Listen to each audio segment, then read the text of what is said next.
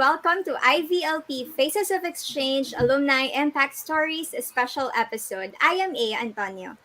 And I am Marlon Nombrado. We are your hosts this evening. Today, we feature the IVLP 80th Anniversary Faces of Exchange book. And we will know more about this in today's program. Yes, and for our viewers on Facebook, feel free to use the comment section for your comments and questions.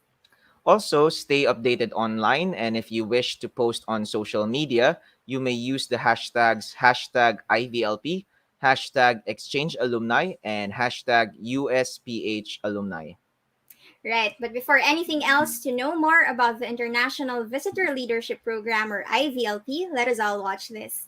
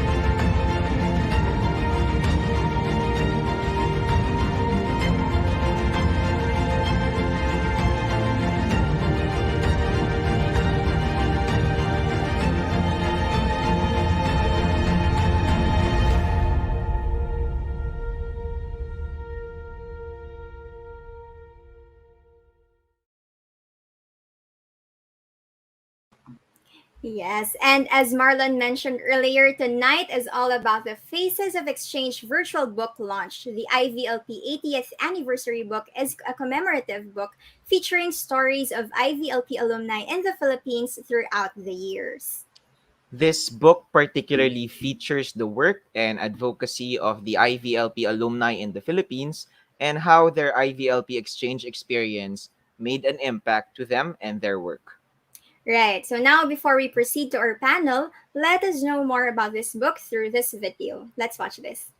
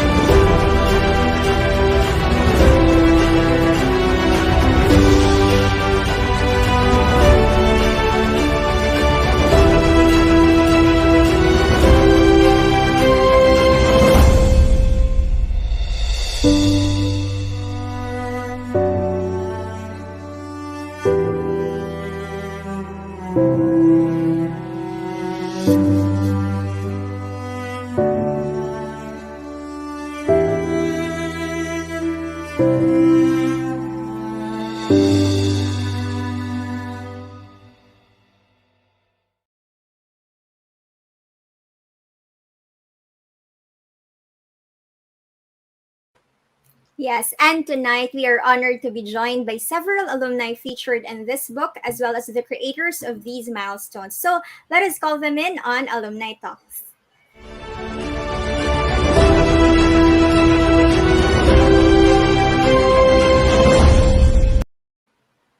We first call on the people behind this book.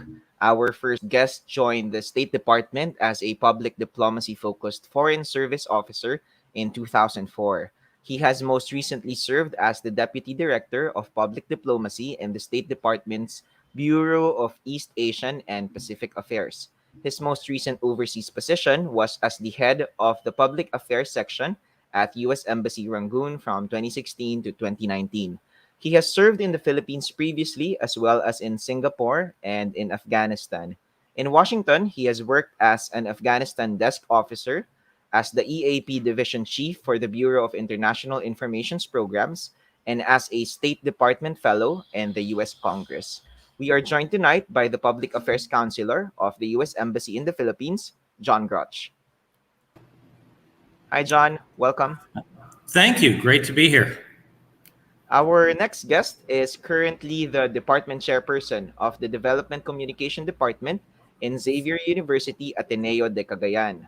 She is the founder of the online campaign called hashtag SML Project or Social Media Literacy Project, which worked on making social media, particularly Facebook, a safe, accepting, tolerant, and loving platform for young people.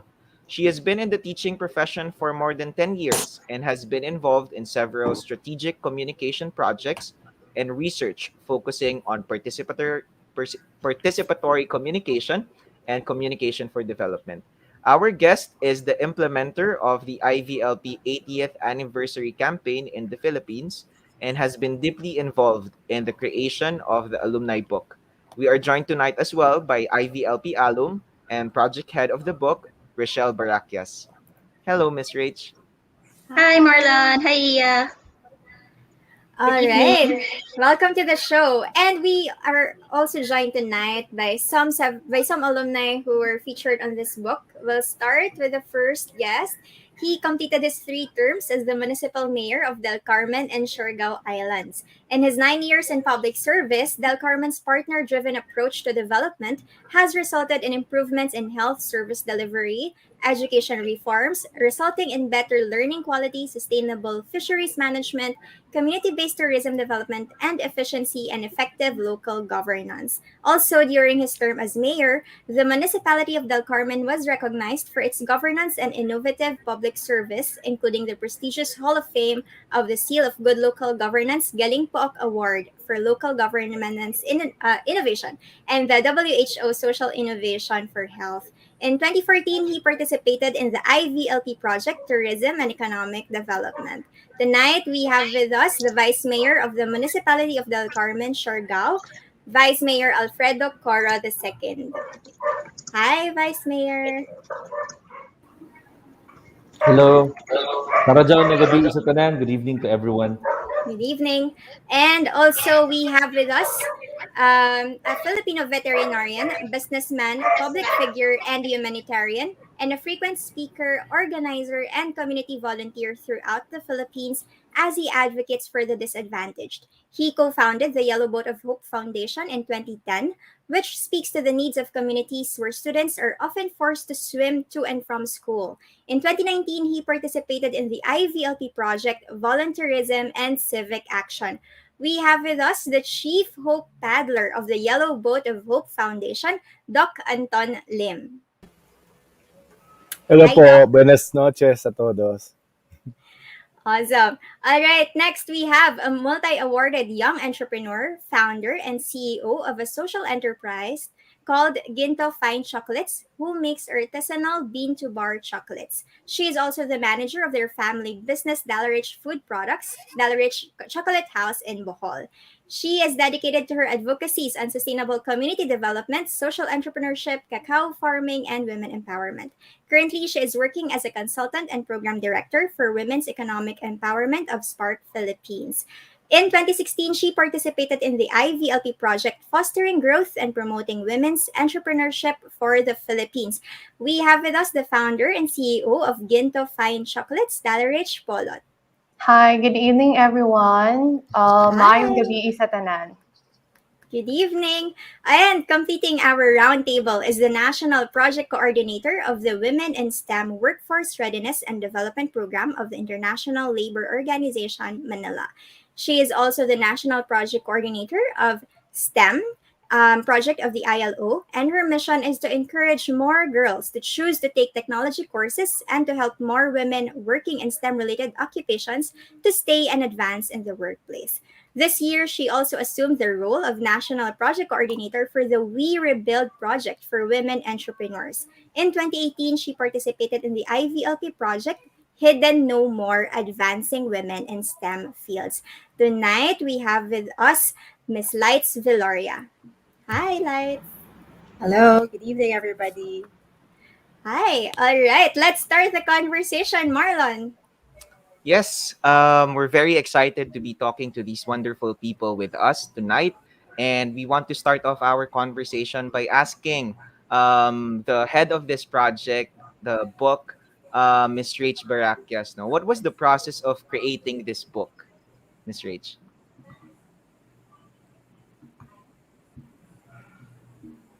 Hi, Marlon, and again, good evening, everyone.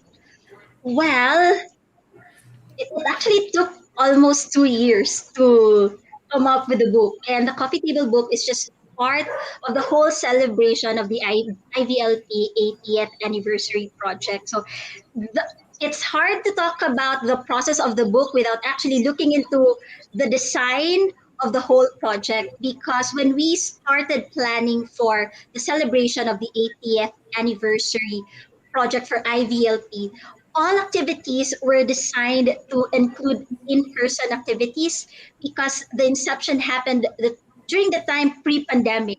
So when the country was put on a lockdown, all in-person activities were all canceled.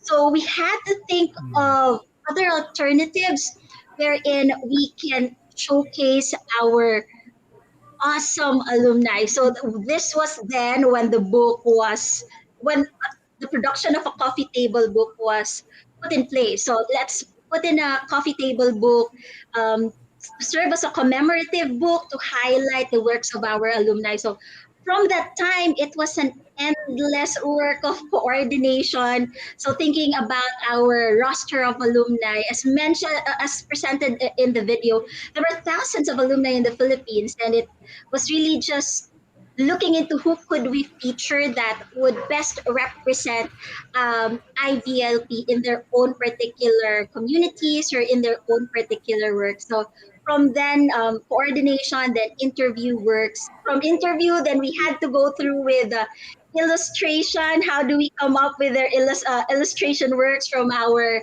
alumni? Then editing phase, which is also as bloody as the illustration phase, proofreading, and then right now I'm just very emotional to be finally launching the book. So it was a very arduous process to think about it. And congratulations for this feat. And you were able still to publish the book even amid the pandemic. And 50 compelling stories are featured here. How was your team able to put together or even to select these stories? Honestly, if I'd say how we put together this, the reason that we were able to put together this 50 compelling stories is really because of our alumni. So they were very generous enough to accommodate us with their very busy schedule, especially those we had on full feature. So we had to ask them to for their free time to set a schedule for virtual interviews. And most of these interviews take from an hour or more than an hour. So the reason we were able to gather their stories is because they were also very generous enough to allow us to gather as much information needed, from their anecdotes to their narratives about their own IVLP stories. We already know, no, that what we're celebrating here is the 80th anniversary of the IVLP, and that is why we have this Faces of Exchange book. Maybe John can share more us about how the thinking behind this. Absolutely, and I'd be very happy to. So The IVLP is probably the oldest, certainly the oldest continuing public diplomacy program that the United States government runs. And it has been absolutely, I think, the most successful, maybe tied with the Fulbright program, which is nearly as old. But what the IVLP is, for anybody viewing who doesn't know, is it's a program by which the U.S. invites emerging leaders from countries all over the world to come to the U.S. and participate in an exchange that typically lasts 2 to 3 weeks, that is focused on a particular subject. And when we say leaders, we mean that very broadly. These are leaders from really every sector of society and every walk of life. People who are up and coming in government, in business, in the civil society, in the arts, and so forth. They are typically invited to participate in an exchange that also involves other people from other countries. We actually run 3 different kinds. There are international exchanges, there are regional exchanges where, for example, people might be drawn from the ASEAN countries and go together. And then there are single country exchanges. But the international and the regional are far more common. The idea here, as you might guess from that description, is twofold. One is that it is a knowledge exchange. It is about going to the US to learn things, but also share with the US interlocutors the knowledge that people bring from their home countries.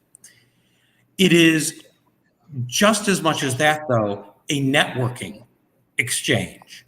The participants become a network among each other on the exchange and with the people in the US they meet. One of the things that we think is really valuable about this is that even though the US government is running it, as any of our participants who've been on an exchange can tell you, they don't spend very much time in Washington, D.C.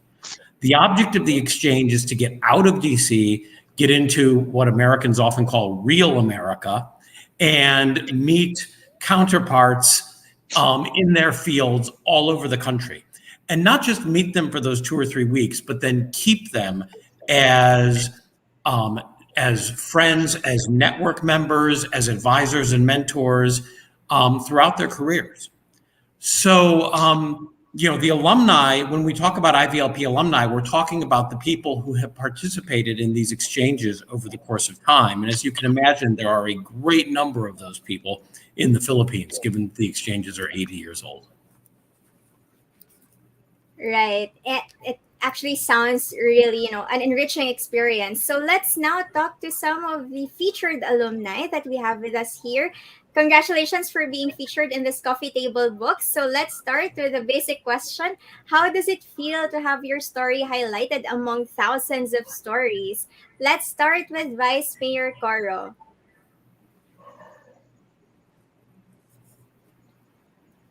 Sir JR, hello. There. Okay. First, I'm very thankful for the U.S. Embassy for including my story of leading a rural municipality from nowhere to cover as a result of the implementation of what we have learned from the IVLP program of tourism and economic development. Being part of this coffee table book is exactly what it means to be nowhere to cover. So,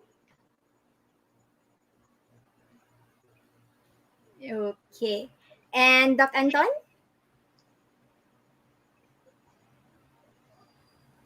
It's really a very humbling experience, actually. If you look at the quality of the alumni, and most especially the quality of those in the book, these are the people you only read about in the newspaper or see them on online.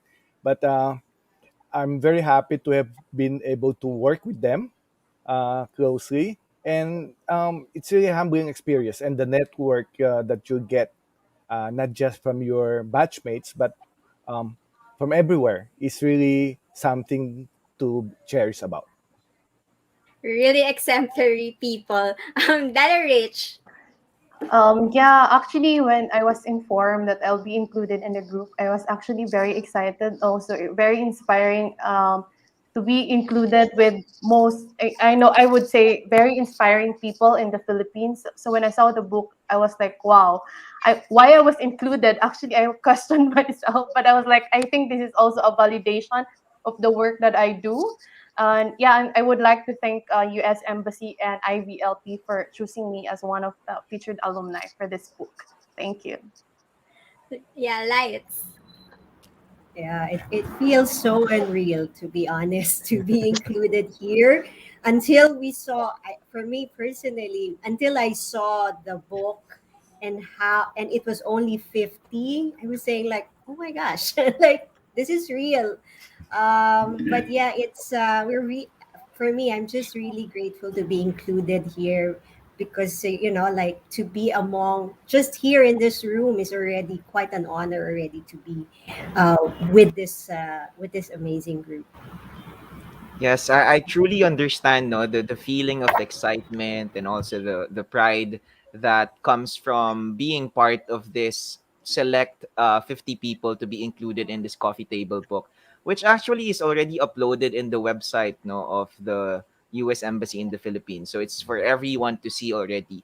But for those of us, for our audiences who are viewing our show tonight, maybe our guests can share a bit of their story that was included in the book. No, what was your story about, and tell us a bit about it. No, let's start again with Vice Mayor Coro. Okay, I'm gonna be sharing about the story of our community. So Del Carmen is a fifth class municipality. It's located in Siargao Islands and hosts the largest contiguous mangrove forest in the Philippines.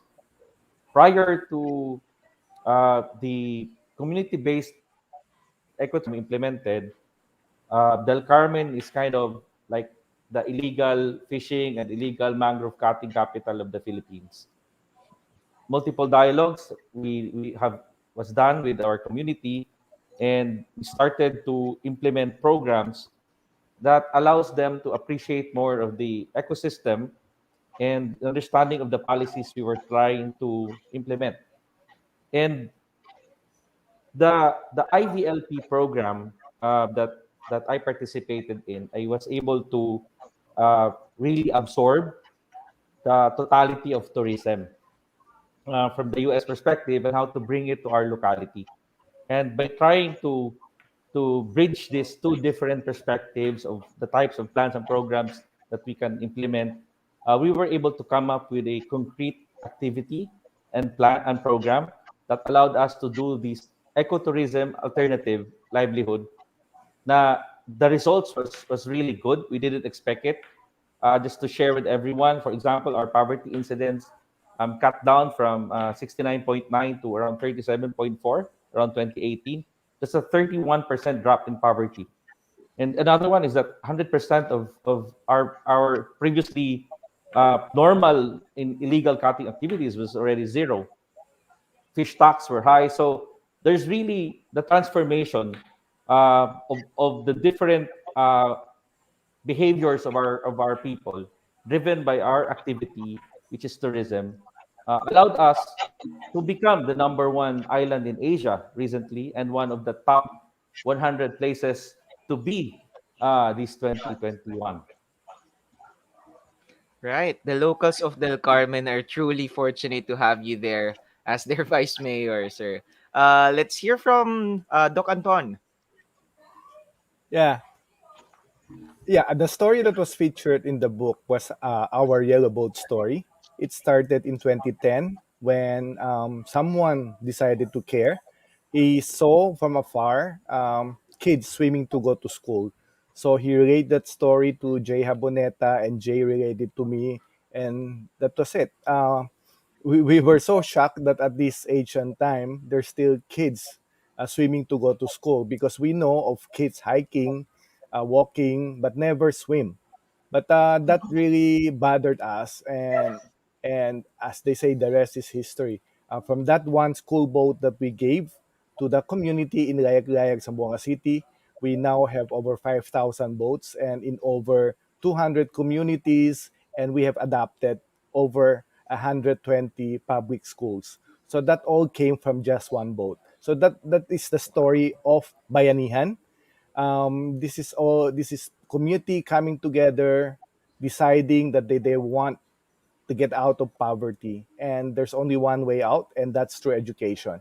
So that's the story I shared, and that is the story that amazes even my batchmates during my IVLP. So when we were sharing our story, they were like, they couldn't believe. But they have challenges also. Like my batchmate was from Africa, and kids there hike, and he was giving them shoes, and that was really an enlightening experience, and a very well, we exchanged best practices, and until now we continue to guide each other, network with each other, and help each other. So I think that's the beauty of IVLP. You meet as friends, but you live as families. And I like to think that I have families in all over the world because of IVLP. Wow, that's truly inspiring, Doc Anton. Let's now hear from the sweet, sweet story of Miss Dalarich.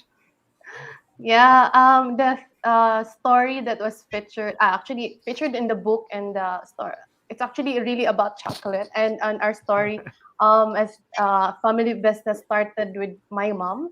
So I grew up making tablea, which is unsweetened chocolate. It's English, but because of the poverty, my parents, my mom specifically started that small business. It's actually a livelihood, and me, the second generation, actually dreaming of not only helping the business itself, but also the community that, especially the cacao farmers here in Bohol, because Bohol is known for the chocolate hills, but so many tourists here in the island didn't know that we have cacao, and it was also featured in several news already that chocolate hills, there's no chocolate there, but I think it's already the time the Filipinos and most of the people who go here, there's chocolate, and the farmers that we're working with, they should be highlighted, not only because we have cacao in the Philippines, but the cacao should be highlighted that we have the best chocolate in the world that the Philippines have, and the whole islands of the Philippines should actually, they have cacao, but nobody recognized that.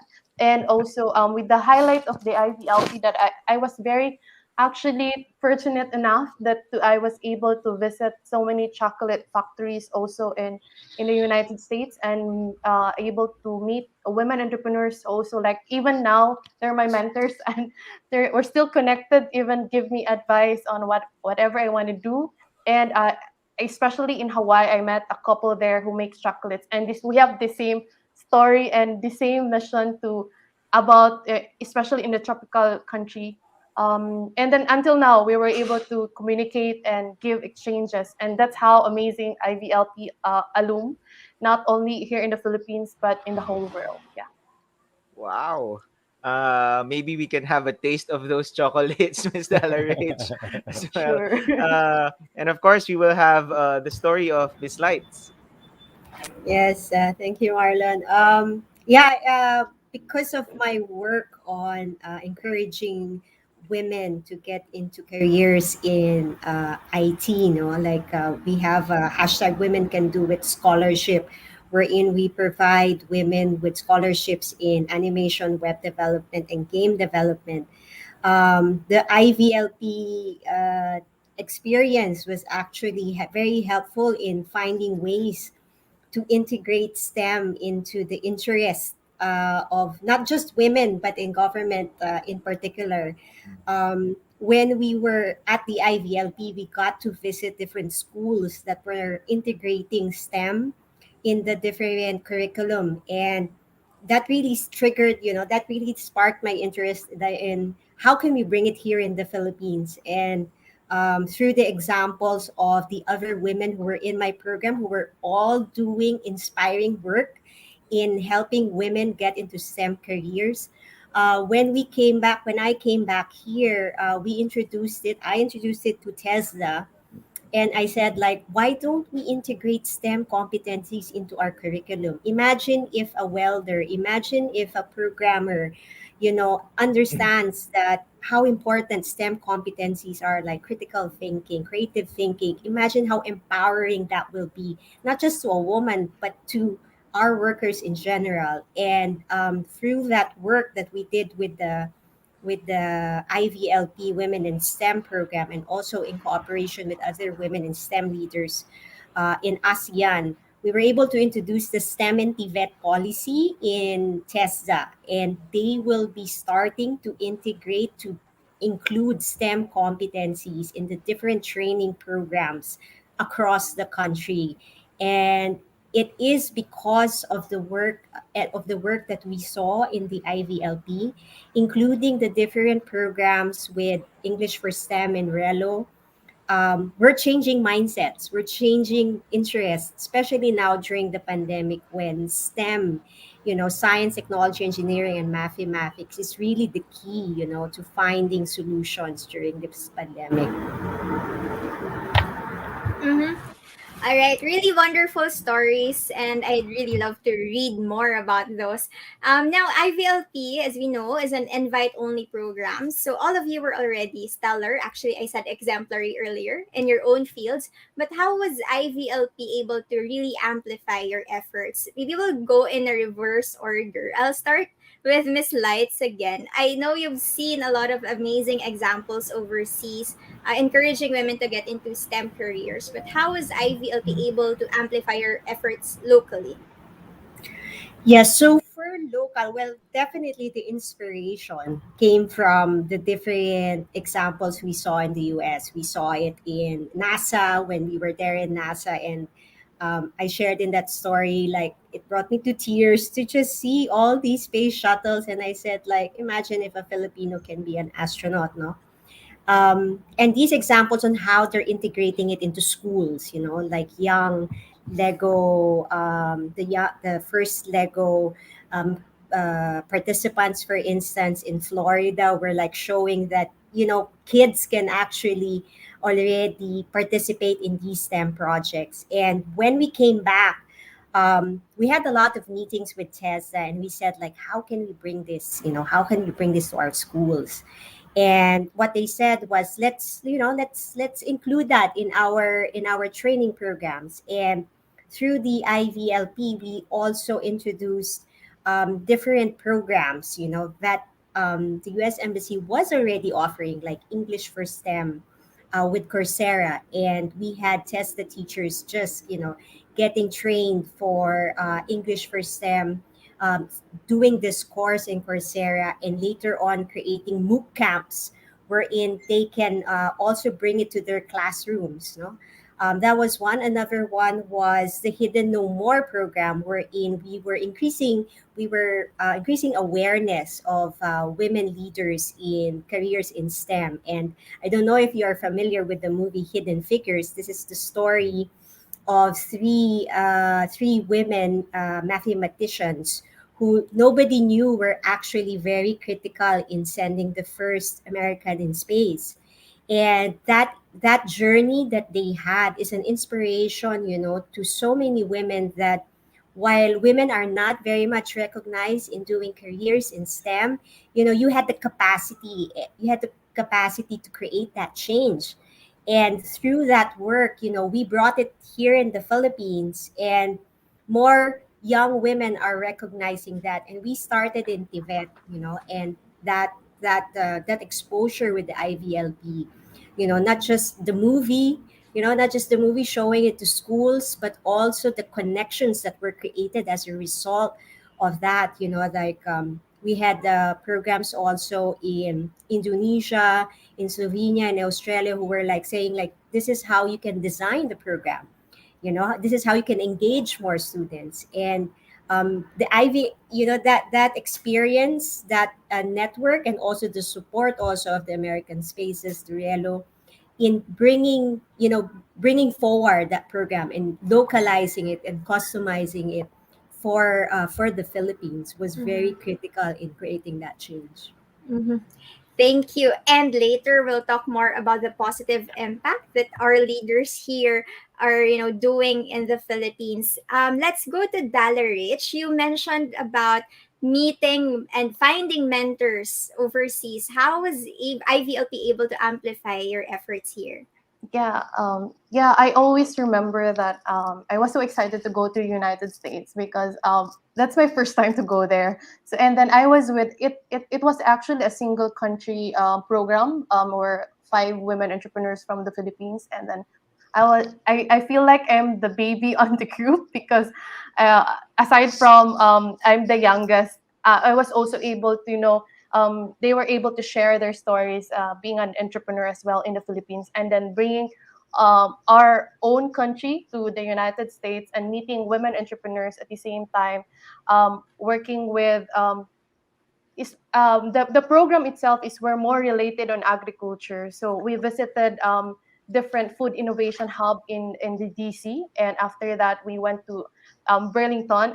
I was able to see how the cheese or the winery in Vermont, and Sacramento also. We went to microgreens and also chocolate factory there in Hawaii. So how actually it really inspired me because like I met a lot of inspiring women in different states that we visited. So for example, in Sacramento, they have actually there's a community. It's a group of women in a community. It's a farming community, and they were able to really bring the products of the farmers to the whole value chain. And I was able to duplicate that in my own farming community in some of the communities here in Bohol. And I'm very it's women entrepreneurs is very close to my heart because my mom started our family business without nothing, without a capital.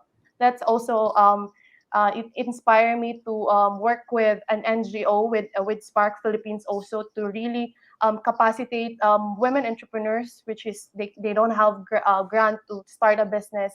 At the same time, inspiring them. And then we also have other programs on the agriculture, like especially during this pandemic, not only growing cacao but also um, integrating vegetables in around that community, and then they can have food for the table while waiting for the cacao to grow. So I was able to see everything in the United States. And one also, which is also I'm planning to do, it's also a food innovation hub for the young people. I saw that in DC, and the young entrepreneurs here in Bohol is actually looking forward to do that because there's no food innovation hub, especially here we are more tourism. So we hope that after pandemic, maybe we can put our hands together to do that project. Thank you. That's something to look forward to, a food innovation hub. Okay. Now let's go to Doc Anton. You mentioned earlier that you've already had 5,000 votes, more or less, and then it's really a story of bayanihan and volunteers working at Yellow Boat of Hope Foundation. So can you tell us how has IVLP helped these efforts? Yes, before I went on IVLP, we thought we were doing okay. We were doing a stellar job. At that time, we had about 4,000 boats at that time, and we have about adapted about, roughly about 70 schools. But after visiting um, the US and working with a lot of nonprofits and um, civic society, I realized that there's a method to everything. There's a system to everything. So it opened my eyes. That's why when I came home, we immediately reorganized Yellow Boat of Hope. We hired people to handle our donor management system, our volunteer management system, because we put everything in system and we started um, really be serious on our data and things like that. And that result to really a big improvement. Now we have more than doubled our adapted schools. We're able to introduce new programs. We're able to innovate as fast, and we're able to respond to the challenges and the needs of the community just as fast. Um, our exposure during IVLP to different challenges in the US, like soup kitchens, the food banks, really helped us respond when COVID happened in the Philippines. Because there during the IVLP, I learned that being hungry doesn't mean that you know you skip a meal, but not knowing when your next meal will come from is a form of hunger. which I never thought of that. That's why when COVID happened, we started thinking of our community who are on lockdowns. That's why we initiated a lot of projects and responded to how our educational system became modular approach, and there's no face to face. So we sort of adapted. That's the reason why our adapted school expanded from 70 to over 140 now. Is because we need to go back to the schools that we have donated boats to build dorms or classrooms to make sure that they can continue their quality education, because we have already invested in that community. And and losing all of that investment because of COVID will be will be like taking candy out of the mouth of the children, you know. So we try to innovate. So we have a lot of we establish educational e-hubs. So these are the things I personally learned in the US through my contacts and through the networks that we're able to meet. So overall, IVLP gave us a bigger platform, a bigger network, and that alone is very very substantial for us. A bigger audience also to share our story. Thank you, Doc Anton, for sharing and for all that you do. That's really great impact there in that community. And now let's also talk about another community, Del Carmen. Vice Mayor Coro, you mentioned earlier that the Del Carmen has become one of the top islands or places to be in 2021. Can you tell us how IVLP has also helped amplify your efforts here? Yeah, before we go into the how IVLP amplified my experience, let's talk about the IVLP now. And I'd like to take this opportunity to thank Doc Anton and Lights. I've actually worked with them. I didn't realize that we're both in the IVLP program, and until we saw each other in the book. So we didn't know who was part of the 50. So it's just, Di Rich, you want to work with me? I'm here. So with the program, in 2014, prior to the program, our main objective then was really about conservation, environmental conservation. But we didn't know what can we do after we conserve. How do you sustain the conservation effort? And the IVLP program um, opened my eyes in the context of economics. No, not just tourism as a as a thing you do as an industry, but the economics of tourism. What can you do? Like the value of branding. So when we understood the value of branding, one of the things that I saw in the US in the experience was branding. I said, we have the largest mangrove forest in the country. Why not brand ourselves as the community that was able to transform, from illegal everything to a really transformative story that people can relate to and become hopeful and be proud of, again, of your community. And we were able to do that over the course of time. We were able to do that. We even won awards because of our transformative story. And because of that story, we were invited to speak in the United Nations in 2019, presenting the particular story of transformation that people can change. And it simply started because we were able to understand the economics of tourism. Another is recognizing the right market. Siargao has always been known to be a surfing capital of the country. Not realizing that when you again look at the economics of it, at that time, 1 out of 5 surfs. Only one. So what the four what will the 4 other people who goes with the surfer will do? So we started to come up with a story, and in the book it said how to make them turn left, because the airport is hosted by Del Carmen, and everybody goes to the right immediately. That's going to the surfing area. So our take was like how to make those vans turn left first, visit us before they start going, wherever they want to go. That was our key, that was our objective. And we in developing the ecotourism program, we realized the value of stories, the value of storytelling. And we learned it in the IVLP. There was a lot of communities that we visited. The Real America, I think John mentioned it. The Real America, we visited Central US, Midwest, things that you do not really see in the Hollywood movies that you visit, or the normal touristy spot that you visit in the US. But these American communities, they have compelling stories and transformative stories of how they capitalize on the economics of tourism, developing a main street, a concept that's not particular in the Philippines. So how do you develop the main street? Then from there, you develop your secondary street so that people can walk. This particular concept we were able to see in Savannah, and I forgot the other place. It was a bit a long time ago, but we were able to understand the value of walking. If you create a walkable community, especially in a rural area, you create more opportunities. Because the longer the people will start walking, because there are many, exciting things in your rural community, then that's the time they start buying. And when they start buying, you create, movement of cash flows, you create movement of goods because they started walking. And lastly, private-public partnerships, something that's not really explored well in the Philippines at that time in 2014. Um, we saw that opportunity, and we already were thinking, how do we now capitalize on public-private partnerships, especially in the context of conservation and social tourism, because it's very different. And we were able to try some models, and it worked for us. Our approaches may be different, but experience with IVLP and my batchmates, my cohort mates in the batch coming from different countries, sharing their inputs every night, over a couple of beer, a lot of stories along the way.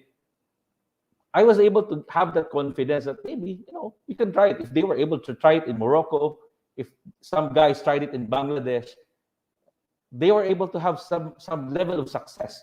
And if I can try it in the Philippines, in my small town, maybe I get some out of it. And all of these collective efforts led us to try very different things. We are now looking into scientific research as a form of tourism because we have really high biodiversity that's understudied.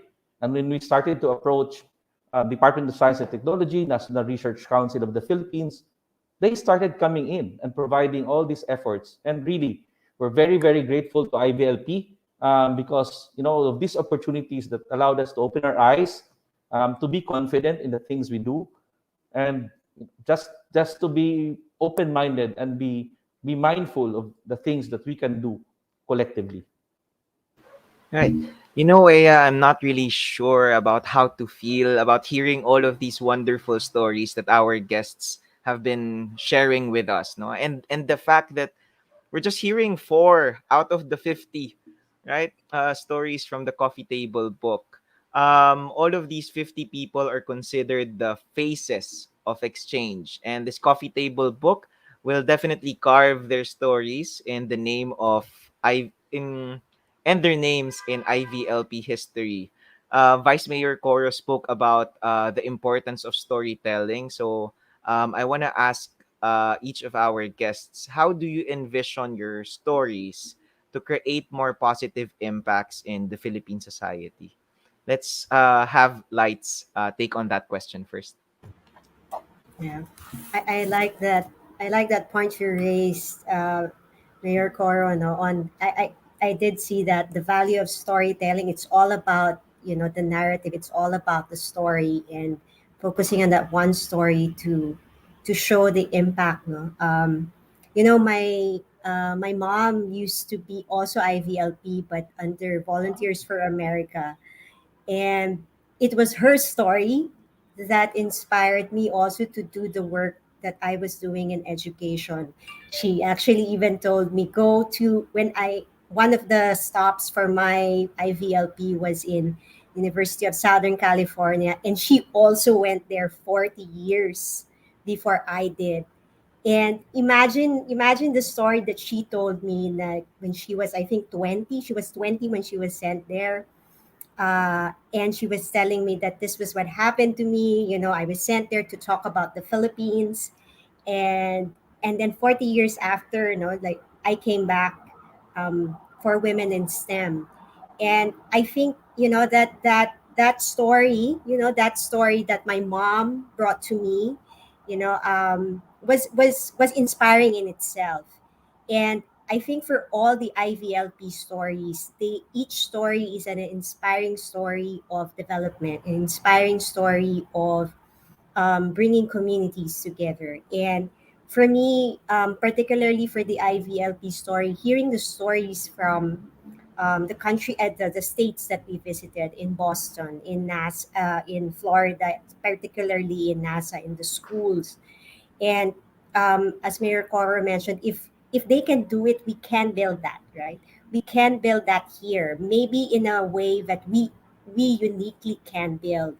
And I think it's the seed, right? That the IVLP was the seed of the stories that we can make in our respective projects. And when I heard the stories of the different teachers in science, the different deans at the different universities on how they built the STEM curriculum, how they integrated that, and I said like we can do that here, we can bring that here.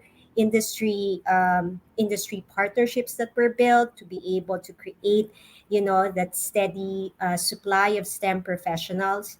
And I think that's what we bring home, right? The stories we saw there, and how we are creating new stories for the communities we serve. And for the and especially in my case, the young girls and the young women who are starting their own careers themselves, and who are creating those stories of inspiration to to their families and to their communities. All right, thank you, Lights, for that sharing. Let's now turn over to Dala Rach. How do you envision your story to create more positive impact in the society? Yeah. Yeah, thank you for that. Actually, being in a book is already creating big impact, and for like not only for myself but also for my community. But I also would like to say that Doc Anton is actually also my mentor. We work together in some of the communities here in Bohol. So I would envision that more young people, it's like poverty is not a hindrance of success, or whatever you experience, whatever challenges you have, you just need to go forward and dream.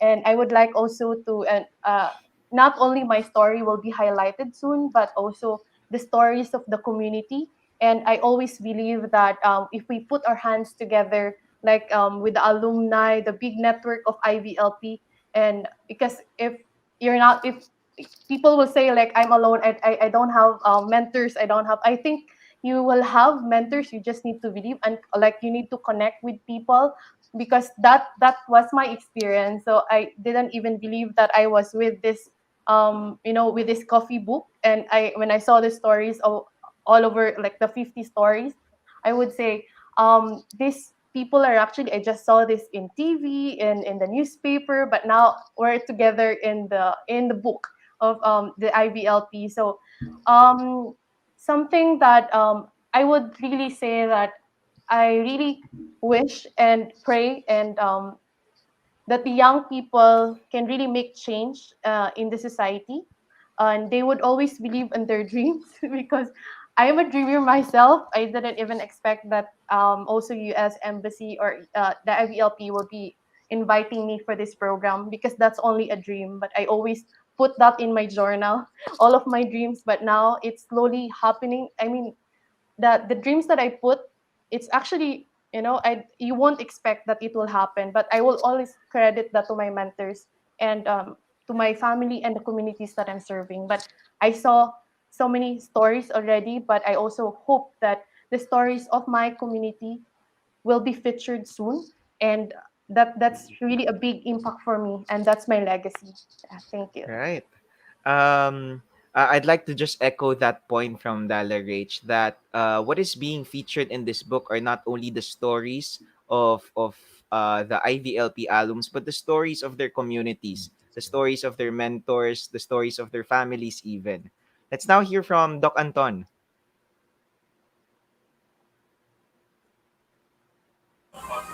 Yeah, I really realized the story, the how stories are very important. Yellow Boat started with just one story when Jay Haboneta posted on Facebook a status, a short status, about hearing about kids swimming to go to school. And that became a national movement, and now we are a foundation. So just imagine if he didn't do that. That person who relate to him the story didn't care enough to share that story. So that's the impact of stories. But again, every great story starts when somebody decides to care. Without that care, any story is just a story. I will never be a great story. So the value of that and the value of you sharing that story is very important. It can move lives. It can change lives. It can even save lives. Um, I would frequent in visiting communities. Sometimes when you ask a kid what their dream is, they would always say, "Oh, I want to eat a certain kind of chicken that is very popular in the Philippines." So that's their dream, to be able to eat that kind of chicken. So that's why we make it a point when we visit the community. We get a sponsor to sponsor, and now that we tell them, okay, now that you tasted this chicken already, it's time for you to dream bigger dreams. And that story, when I share it to other communities, it really impacted the kids. They stopped thinking of that, dreaming of that level, and started dreaming big dreams. They started dreaming to be a teacher, started dreaming to be a policeman, a fireman, a doctor, an engineer. So these stories are very powerful.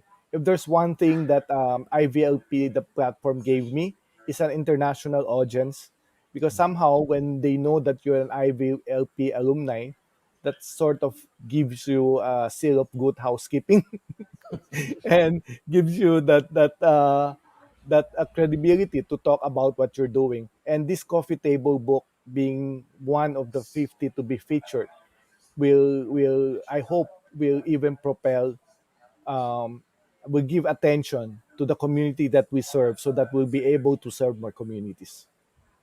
Thank you very much, Doc Anton. And last, we have Vice Mayor Coro. So yeah, first I'd like to highlight the title that I was part of. It's redefining service. We titled the whole story as "Nowhere to Cover." So I'm hoping that story that we have will inspire uh, communities and leaders to listen to each other. Basically, to listen to communities. IVLP was never about me, or I think if I can speak for all of us, it was never for any of the IVLP alumni. It was never about us. It was always about the communities that we serve. Um, we were able to do this like wonderful, inspiring outputs because we listened to them. Yeah. And because we listened to them, we were able to address problems from their perspective.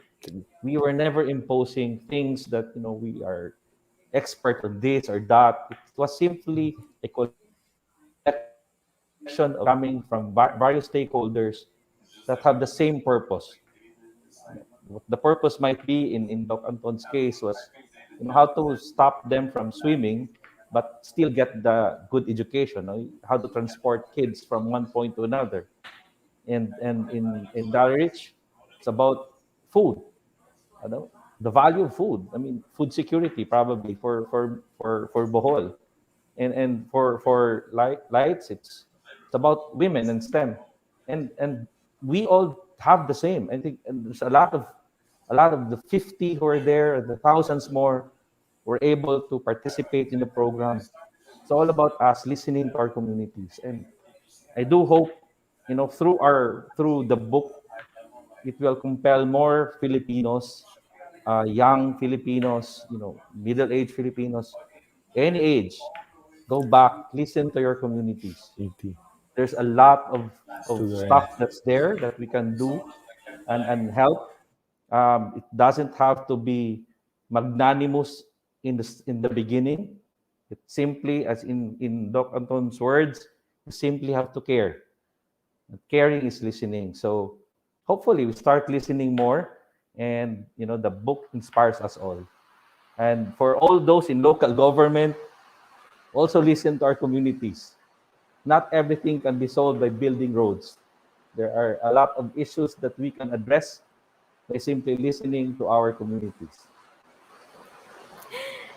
Thank you for sharing your stories. And I think Vice Mayor Cora really articulated it very well about the value of, this storytelling, not just for the IVLP alumni themselves, but also for their communities. And I'm really grateful to be here tonight hearing about your stories. Let me ask John. John, what was your impression or what was your reaction upon reading and hearing about these stories from the IVLP alumni from the Philippines? Honestly, my first reaction was, wow, we did a great job picking people for the IVLP. The stories are so inspiring. They're so impressive, and they are they are exactly what we want from the IVLP. That the IVLP, people have said this, and I'm happy to hear it, that people were honored to have been chosen for it, and so on and so forth. But it's not meant to be something that just benefits a person. It's meant to have that multiplier effect. It benefits the person, so the person can benefit the community, so the community can benefit the nation, right? And it multiplies outward. And every single one of these stories is a story of that multiplier effect. And it's so fantastic to see. It's obviously, it's especially wonderful to see that in the context of the Philippines, because the Philippines and the US have such a long, rich history together. In addition to this being the 80th anniversary of the IVLP, it's the 75th anniversary of US Philippine diplomatic relations. And we've been talking a lot this year, and we will continue to talk a lot about the meaning of that friendship and partnership that has gone on for now 3/4 of a century. And so it's, these IVLP stories stand as not only great stories of themselves, great testaments to the power of the IVLP, but also as testaments to the power of that friendship and partnership between our two countries.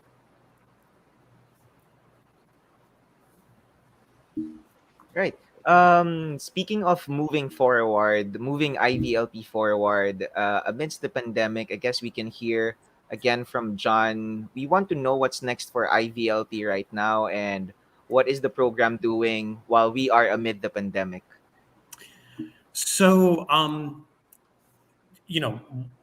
what's next for IVLP is very much going to be determined by the pandemic. IVLP is still operating, but because of the problems with travel that have beset us all, it's been operating in a virtual manner during the pandemic.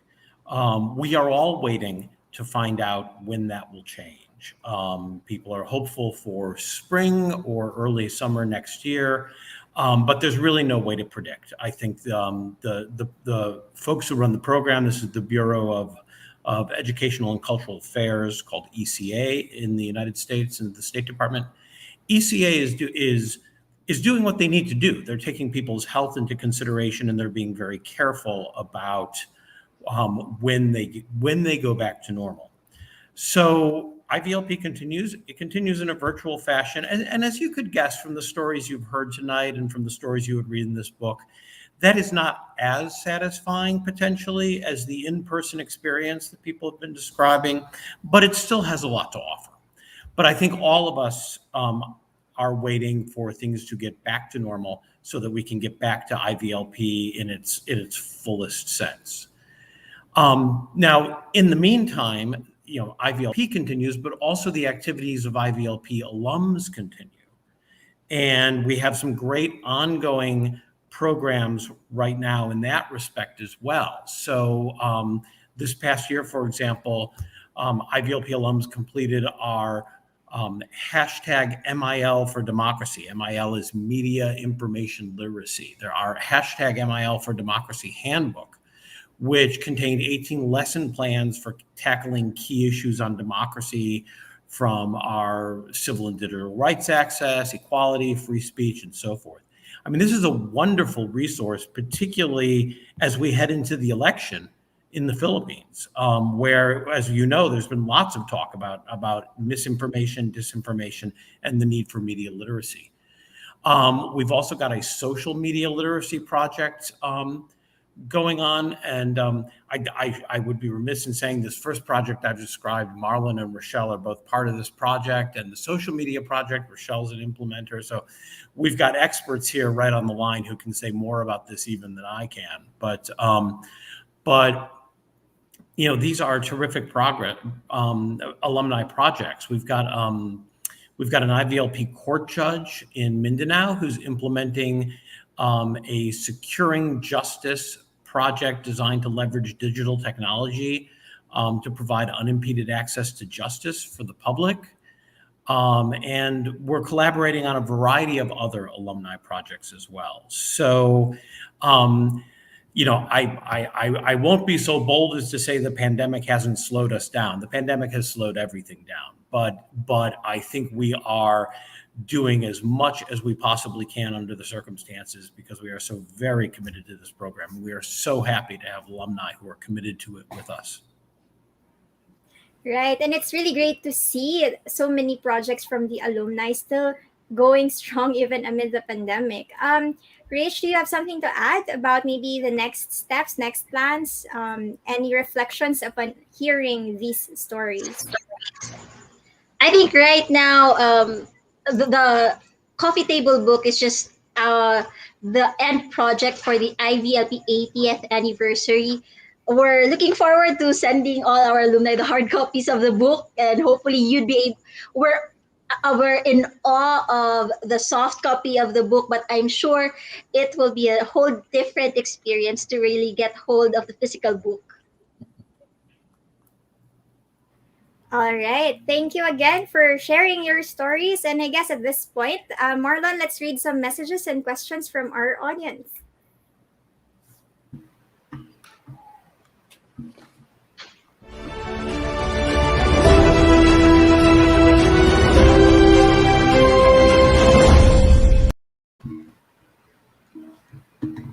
Here are some of the messages that we got from our show online.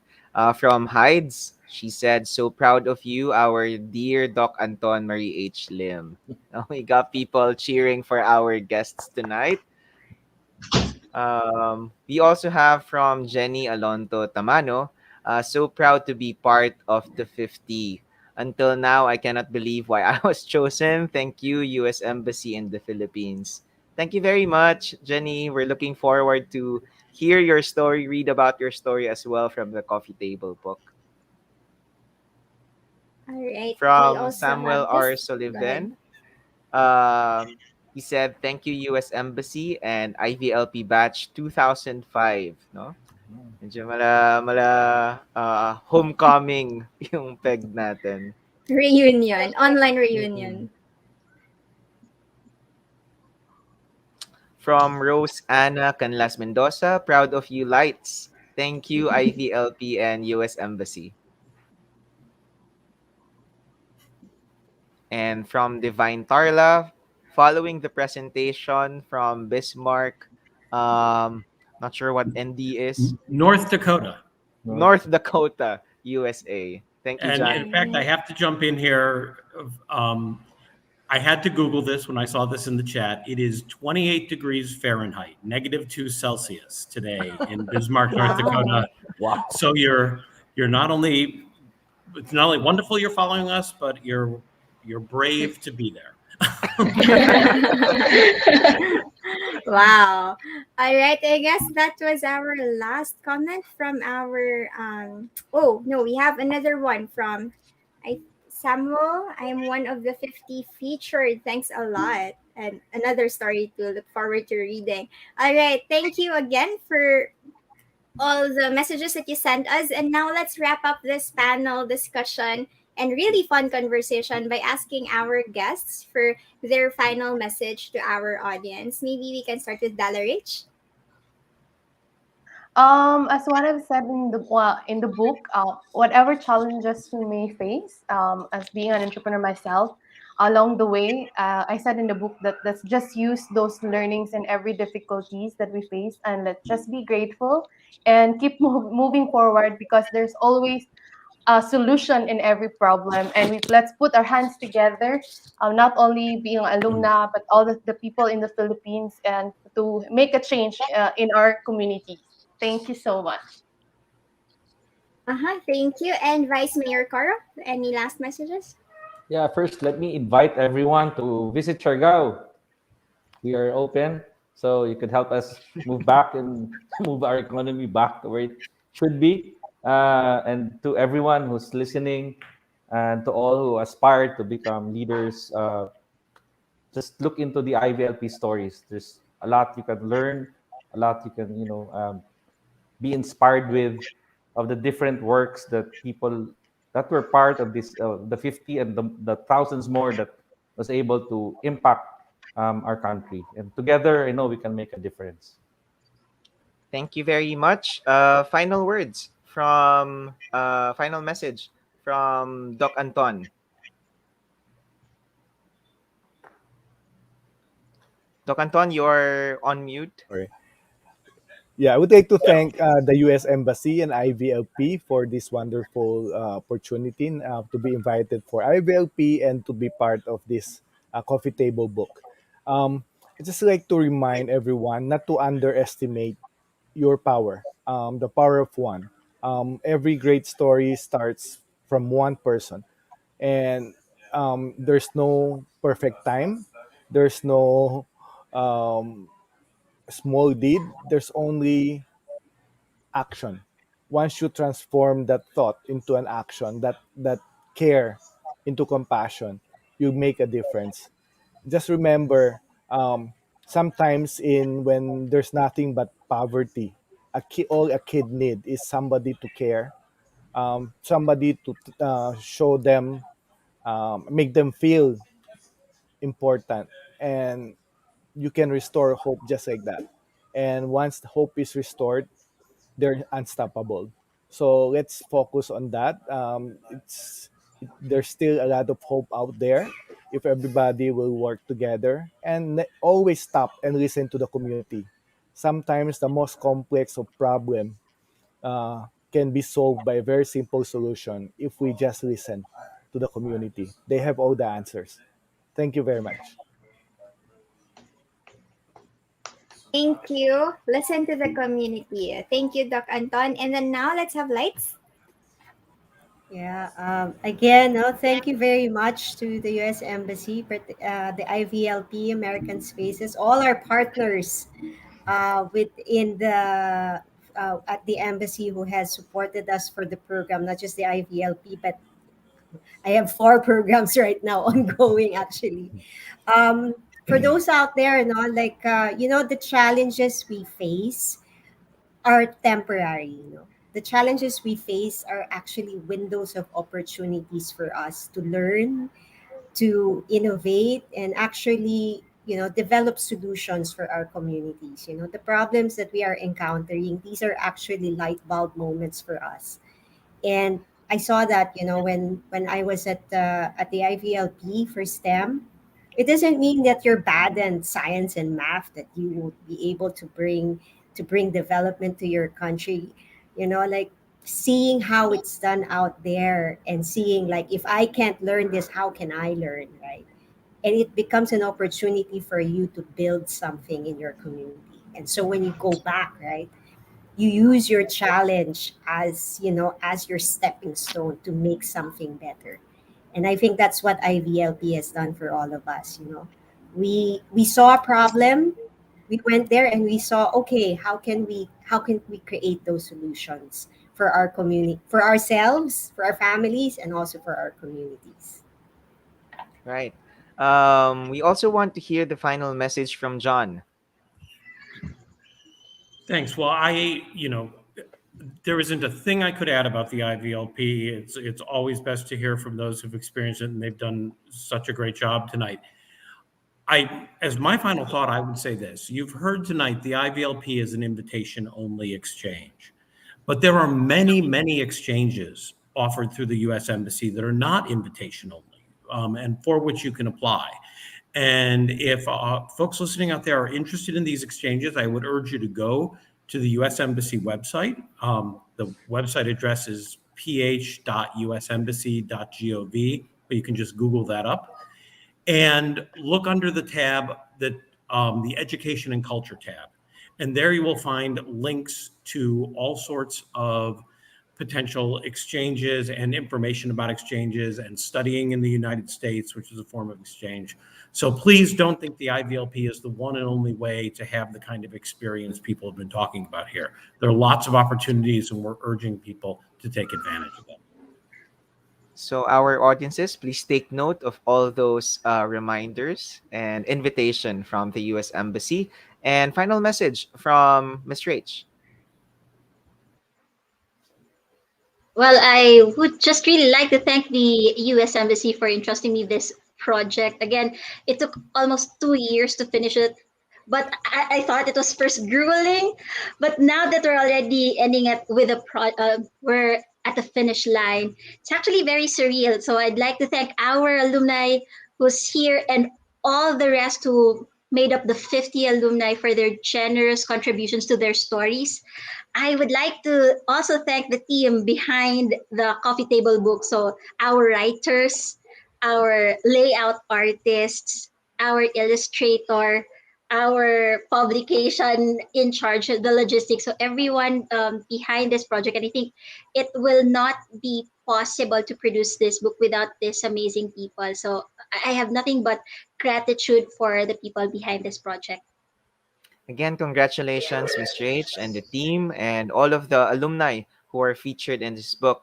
And thank you very much as well to the alumni guests that we have tonight and to the team behind this coffee table book. Right. You certainly continue to inspire us and to really do better in our own fields. Thank you so much. And again, we thank the Vice Mayor Alfredo Coro II of the Municipality of Del Carmen, Siargao. Also, Doc Anton Lim, Chief Hope Paddler of the Yellow Boat of Hope Foundation. Dala Rich Polot, Founder, CEO of the Ginto Fine Chocolates. Also, Lights Veloria, National Project Coordinator, Women in STEM Workforce Readiness Development Program of the ILO Manila. Thank you so much. Also, thanks to John Groch and Rochelle Barakias and the team behind this new coffee table book. Salamat! Thank you very much, guys. Before we go, maybe we can tie things together and share some of our reminders, no, to our viewers as we close. Right. Marlon, what did you think about, upon Ah, hearing these stories? there's a lot of takeaways in just a short amount of time listening to our guests, no. But from my end, being an IVLP alum myself, all of these experiences that they've shared, it just made me, of course, reminisce with the experience that I had along with my fellow alums in the IVLP when we visited the US in 2019. But more than that, it's all about being inspired and being and having that a stronger push to keep going with the advocacies and the work that we are doing.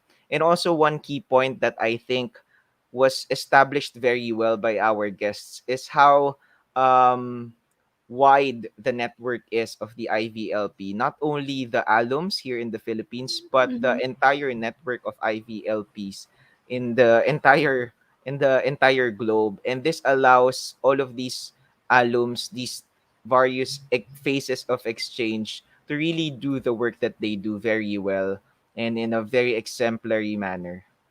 Mm-hmm. Right. I think I really got that the value of network, and they were able to find mentors and examples overseas that that inspired them. Even you, Marlon, you've started out of the box media um initiative. Sorry, out of the box media literacy Literacy initiative, initiative. right? Okay, and you've also recently launched a book for media literacy. So really wonderful things and impact that IVLP alumni have been making for over the years already. And I think what I liked most about our conversation earlier was that they emphasized the value of stories and the power of stories and how these stories can even inspire others as well. This is just 50 of the 200,000, over 200,000 alumni stories that we have in IVLP. And it's really inspiring. And maybe by sharing these stories, others could also find the courage to develop, to write their own stories, to also, create the impact that they want to make in their own communities. And so, congratulations again to the team behind this book. And I guess I just want to reiterate Doc Anton's message earlier about listening to the community, and Light's mentioned about using the challenges as a stepping stone to creating the solutions or the impact that you want for your community. So again, thank you so much. And as John mentioned, while IVLP is an invite-only program of the embassy, don't worry, because there are also opportunities that you can actually apply for. So yeah, before we end, let's do a rundown of the several opportunities that our viewers can explore and join. First, we have the ongoing Unified of YSEALI, or Young Southeast Asian Leaders Initiative, organized by Amplify 5.0. So we have here the calendar of activities. December 5, Unified Talks, Volunteerism in the Time of Pandemic with US Peace Corps and Tayo. December 10th, Next Gen Unified Global Video Series launch. On December 11th, there would be a Unified Talks, Advancing Diversity and Human Rights with YSEALI Camp Diversity. And on December 18th, there's Unified Talks, Changing the Current by Save Philippine Seas. YSEALI's Amplify 5.0 is also organizing a series of YSEALI Hub activities. Here's their schedule of activities.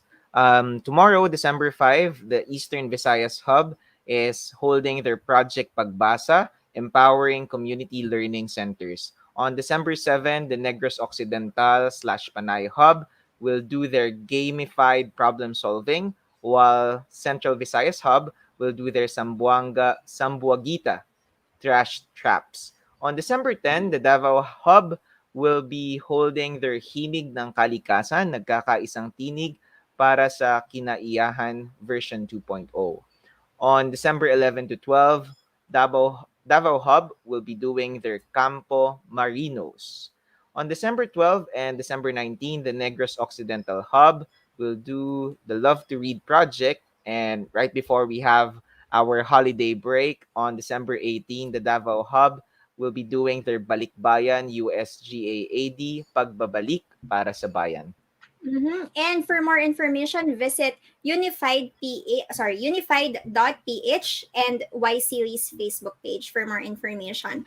Also, we have an announcement from Fulbright Philippines. Something exciting for young people out there. The online application portal is now open for the 2022 to 2023 Global Undergraduate Exchange Program, or Global UGrad. The deadline of applications is on January 6th, 2022. Of course, before we end, the important question is, where can we get a copy of the Faces of Exchange book? For now, it's available for download in soft copy. Please head on to bit.ly/IVLPbook _ Faces of Exchange _PH. Thank you everyone for joining us today. This has been Marlon Nombrado. Right, and that's the link on your screen. Stay updated through the Facebook page, facebook.com/exchangealumniph, and use the hashtags #IVLP, #ExchangeAlumni, #Faces of Exchange, and #USPH Alumni. This is Aya Antonia. Thank you everyone, and have a good weekend.